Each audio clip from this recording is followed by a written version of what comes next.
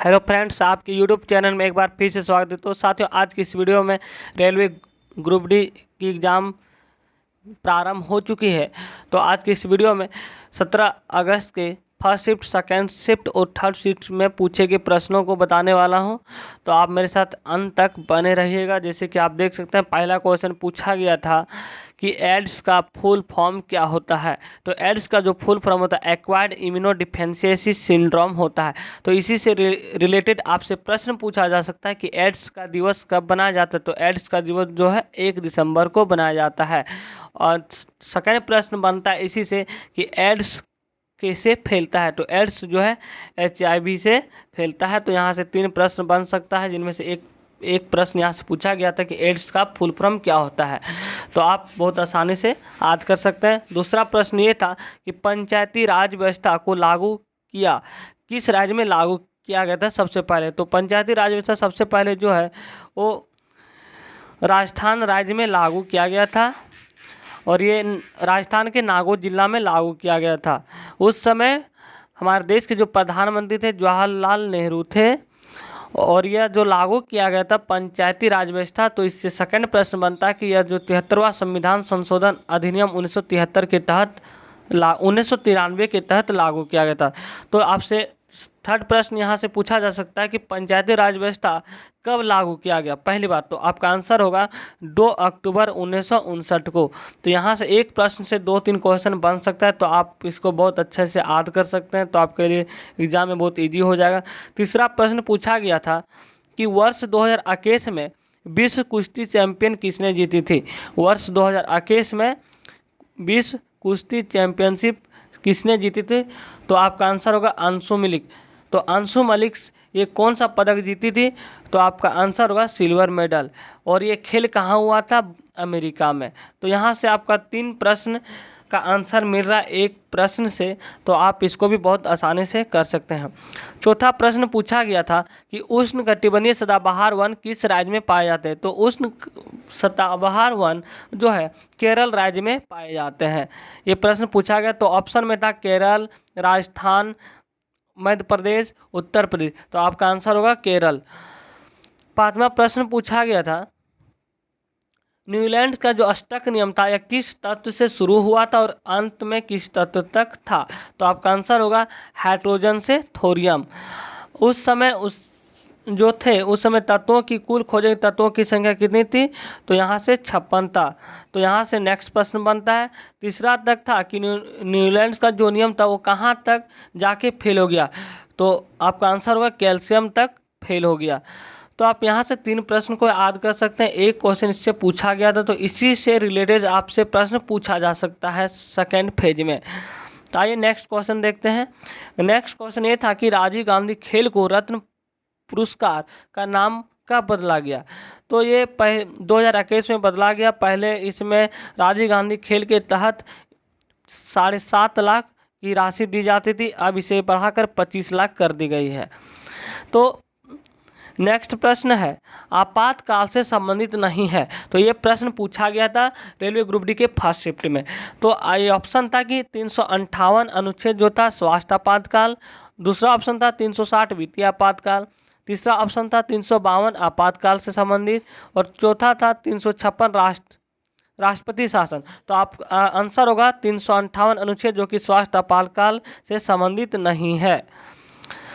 तो नेक्स्ट प्रश्न है ओम का नियम का सूत्र लिखें। ये क्वेश्चन पूछा गया था और ये ऑप्शन बहुत अजीब में टाइप में था। तो आपका आंसर होगा V = IR। तो आपके ऑप्शन में ये भी रह सकता है R = I/V भी रह सकता है। तो आप इसे बहुत आसानी से कर सकते हैं। आपको ऑप्शन में कंफ्यूज हो सकता है, इसलिए आप इसे बहुत आसान से याद कर सकते हैं। नेक्स्ट प्रश्न पूछा गया था कि विद्युत मोटर में बाएं किस दिशा में उलटता है। तो ये होता है असरफी वलय, इसका आंसर होगा। ये भी प्रश्न पूछा गया। तो इसका ऑप्शन था असरफी वलय, कुंडली, मृदु लोहा। तो ये सभी ऑप्शन दे रखा था। तो आपका आंसर होगा असरफी वलय। आइए नेक्स्ट प्रश्न को करते हैं।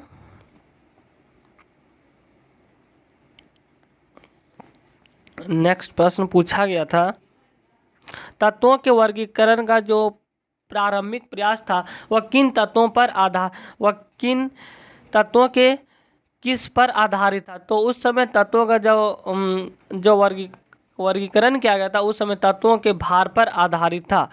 बट मोसले का जो तत्वों का वर्गीकरण था या तत्वों के परमाणु संख्या पर आधारित था। इससे मैडलिप से प्रश्न पूछा जा सकता है, जैसे कि हमने पिछले में करवा दिए, उसमें ये पूछा गया था कि अष्टक का नियम कहाँ से कहाँ तक चला था। तो इसका आंसर था हाइड्रोजन से थोरियम तक।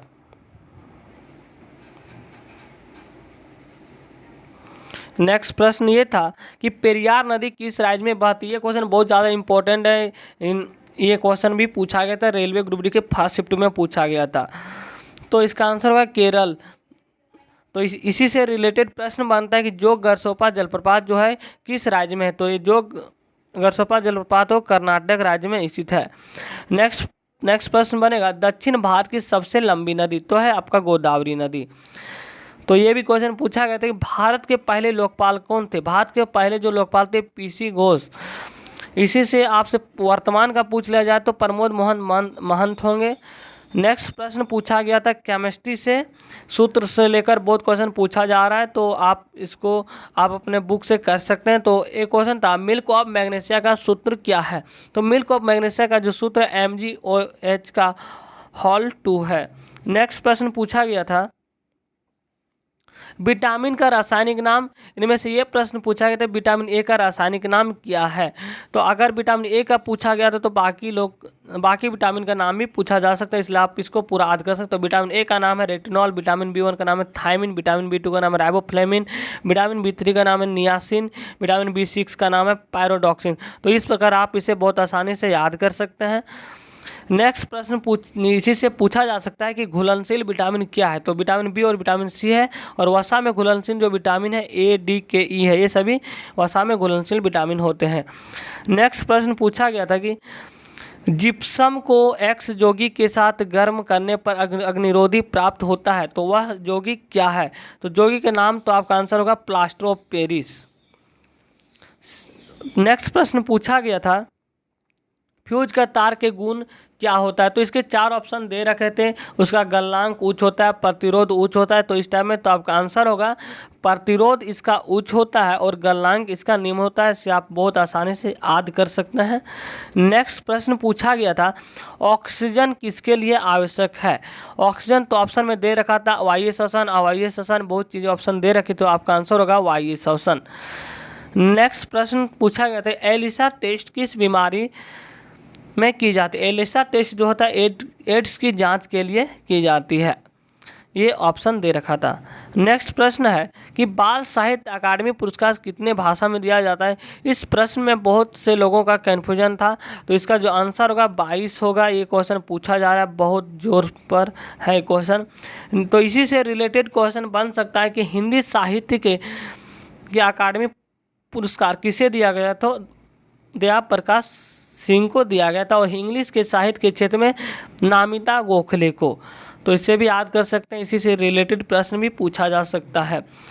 तो ज्ञानपीठ पुरस्कार जो है 22 भाषाओं में दिया जाता है। ये 8वीं सूची के अंतर्गत आता है। नेक्स्ट प्रश्न पूछा गया था कि जैन धर्म में संस्कृत शब्द जिन जिसका मतलब क्या होता है। जिन का मतलब होता है विजेता। तो यहीं से रिलेटेड प्रश्न पूछा जा सकता है। तो ऑप्शन था विजेता था, अमर था, इस तरह ऑप्शन बहुत दे रखा था, तो आपका आंसर होगा विजेता। इसे आप याद कर लें। और नेक्स्ट प्रश्न इसी से बन सकता है कि जैन धर्म के संस्थापक कौन थे। तो जैन धर्म के जो संस्थापक थे ऋषभ देव थे, और इसके प्रतीक चिन्ह जो थे सांड थे, और 23वें तीर्थंकर थे पार्श्वनाथ, इसका जो प्रतीक चिन्ह सांप थे, और जो 24वां तीर्थंकर थे वो थे महावीर स्वामी, जिसके प्रतीक चिन्ह सिंह थे। तो आप इस प्रकार एक प्रश्न से 3-4 क्वेश्चन को बहुत आसानी से याद कर सकते हैं। सभी एक दूसरे से रिलेटेड है, इससे भी प्रश्न पूछा जा सकता है। नेक्स्ट प्रश्न पूछा गया था फर्स्ट शिफ्ट में ही पूछ लिया गया था कि 1930 में कौन सा सत्याग्रह हुआ।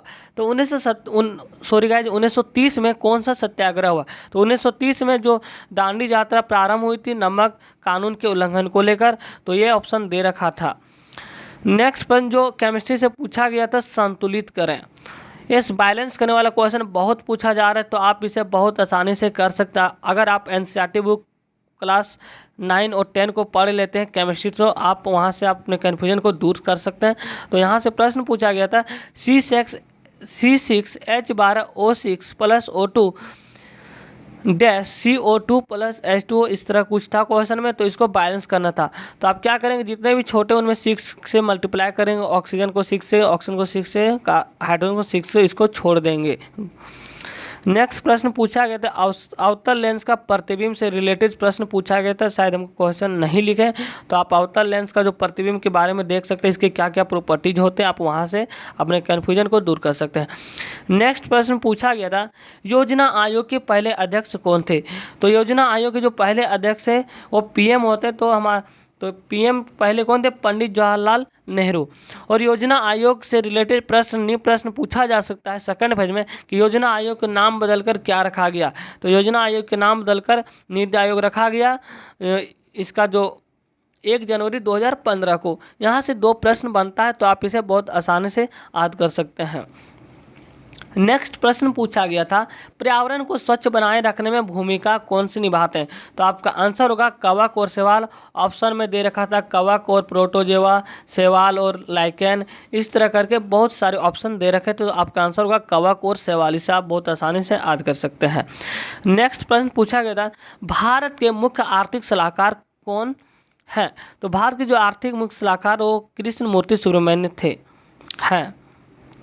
नेक्स्ट प्रश्न पूछा गया था कि फोटोग्राफी में उपयोगी पदार्थ क्या है। तो आपका आंसर होगा AgBr, सिल्वर ब्रोमाइड। ये प्रश्न बहुत इंपॉर्टेंट है, आपसे ये भी पूछा जा सकता है कि कृत्रिम वर्षा कराने के लिए कौन से रासायनिक का प्रयोग किया जाता है। तो सिल्वर आयोडाइड का भी प्रयोग किया जाता है। नेक्स्ट प्रश्न पूछा जा सकता है इसी से, अगर आपके कपड़े में किसी प्रकार का दाग लग जाता है तो आप इसे कैसे हटा सकते हैं, तो आप इसको भी कर सकते हैं। नेक्स्ट प्रश्न पूछा गया था कि मांग बढ़ती तब ग्राफ कैसा होगा। तो ऑप्शन था बाएं से दाएं की ओर, दाएं से बाएं की ओर, तो इस ऑप्शन पूछा गया था क्वेश्चन नंबर। ये मांग बढ़ती है, तो आप इससे आप इकोनॉमिक्स थोड़ा देख लेंगे तो आपके लिए बेहतर होगा, इस इकोनॉमिक्स से भी क्वेश्चन पूछा जा रहा है। नेक्स्ट प्रश्न था पानी जमीन के अंदर खींचना एक किसके कारण होती है। तो आपका ऑप्शन दे रखा था इनफिल्ट्रेशन, तो ये आपका आंसर हो जाएगा।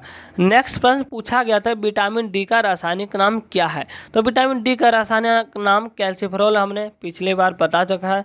तो आप भी vitamin A, vitamin B, vitamin C, vitamin D आप सभी याद कर सकते हैं, उसी से रिलेटेड प्रश्न पूछा जा सकता है। नेक्स्ट प्रश्न पूछा गया था कि रक्त का थक्का बनने में कौन सा विटामिन मदद करता है। तो रक्त का जो थक्का जमने में मदद करता है विटामिन के। नेक्स्ट प्रश्न पूछा गया था कि पहली पंचवर्षीय योजना के समय योजना आयोग के अध्यक्ष कौन थे। तो ये रेलवे ग्रुप डी के फर्स्ट शिफ्ट में पूछा गया था, तो इसका आंसर होगा पंडित जवाहरलाल नेहरू, जो कि यह किस मॉडल पर आधारित है। नेक्स्ट प्रश्न बन सकता है, तो नेक्स्ट प्रश्न का आंसर होगा हेराल्ड मॉडल पर आधारित था। नेक्स्ट प्रश्न पूछा गया था भारत का नेपोलियन किसे कहा जाता है। तो भारत का नेपोलियन समुद्रगुप्त को कहा जाता है।